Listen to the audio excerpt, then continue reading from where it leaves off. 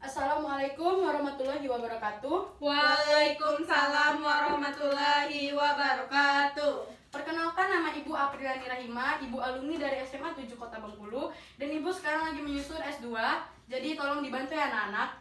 Baik, Bu. Nah, jadi di Bengkulu ini ada cerita namanya manusia harimau, yang dimana pada zaman dahulu itu ada pasang kekasih yang tinggalnya di hutan belantara, dan suaminya ini sedang menantikan seorang anak, dan mereka pun akhirnya dikarunia seorang anak. Tetapi ketika istrinya hamil besar, suaminya pun pergi izin kepada istrinya untuk mencari otak burung stajau, yaitu otak burung yang kira-kira mungkin kecil yang tidak sebanding dengan otak manusia. Dan itu suaminya berbicara bahwa otak burung itu akan ia kasih kepada anaknya. Tetapi sang istri pun seperti tidak yakin bahwa suaminya ini ingin pergi ke hutan sana, takut terjadi apa-apa. Tetapi suaminya sangat yakin bahwa bakal menemukan ekor burung itu. Ketika dia pergi ke hutan, istrinya pun seperti cemas, takut. Walaupun mereka pun membutuhkan burung itu karena untuk dimakan, karena pada saat itu mungkin jumlah makanan pokok pun tidak banyak. Jadi mereka pun pergi untuk ke hutan mencari makanan di hutan.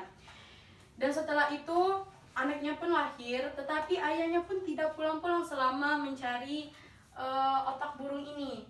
Dan anaknya pun sudah tumbuh dewasa, akhirnya main ke halaman dan bertemu dengan teman-teman sekitar. Ketika bertemu dengan teman-teman sekitar, anaknya pun mempunyai teman yang banyak. Ketika itu temannya bertanya kepadanya, "Apakah kamu mempunyai seorang ayah?" Terus anak itu seperti yang tadinya tidak terpikir bahwa dia mempunyai orang tua atau orang tua yang lengkap, jadi terpikir, oh, ternyata dia sadar selama ini dia tidak mempunyai orang tua yang lengkap. Jadi waktu dia pulang ke rumah, dia menanyakan kepada ibunya, "Ibu, di manakah ayah sebenarnya?" Terus ibu ini menjawab, "Ayah kamu ada, tetapi ayah kamu sedang mencari otak burung stajau." Dan anak itu dengan tekad yang tinggi dan besar, dia pun mencari ayahnya, masuk hutan, keluar hutan, dan masuk rimbu, keluar rimbu. Dan rimbu itu kalau bahasa Bengkulu itu adalah sebuah hutan yang pekat dan mempunyai akar-akar tinggi. Jika kita ingin masuk ke dalam rimbu tersebut, kita harus memotong terlebih dahulu rumput tersebut. Dan akhirnya dia menemukan ayahnya, tetapi bukan wujud manusia lagi, yaitu sudah berbulu. Dan dia pun sudah menaiki pohon seperti hewan buas pada umumnya, seperti bentuk harimau. Jadi anaknya ini mengenali ayahnya, dan beliau pun berkata bahwa, "Ayah, aku ini anakmu." Ketika harimau tersebut ingin memakannya, dan dia bilang, "Ayah, ini anakmu, jangan makan saya." Terus kata ayahnya, "Oh iya, kamu anakku." Terus akhirnya mereka melewati banyak hal di sana, di hutan sana. Akhirnya tibalah sore hari. Pas ingin perpisahan, anaknya pun berbicara bahwa, "Ayah, aku ingin pulang dulu, apakah ayah ingin ikut?" Terus si ayah berkata, "Ayah tidak bisa pulang lagi, nak.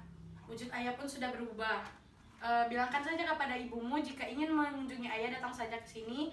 Dan jika ingin mengasih makan, maka makannya pun berbeda dari makanan manusia pada umumnya, yaitu beras padi pulut dan ayam kumbang. Itu tidak dimasak, itu hanya mentah." Nah, jadi itulah anak-anak cerita singkat dari manusia harimau ini, dan Ibu harap kalian bisa mengerti atau memahami dari apa yang Ibu sampaikan tadi, walaupun hanya singkat. Baiklah, di sini apakah ada pertanyaan? Bu, saya ingin bertanya. Ya, silakan. Sebelumnya, Bu, perkenalkan, nama saya Nur Fadila. Di cerita yang sudah Ibu jelaskan tadi, saya ingin mengetahui sebenarnya apa saja pesan moral yang terkandung dalam cerita manusia harimau tersebut? Baiklah, kepada Nur Fadila, Ibu akan menjawab pertanyaan dari kamu.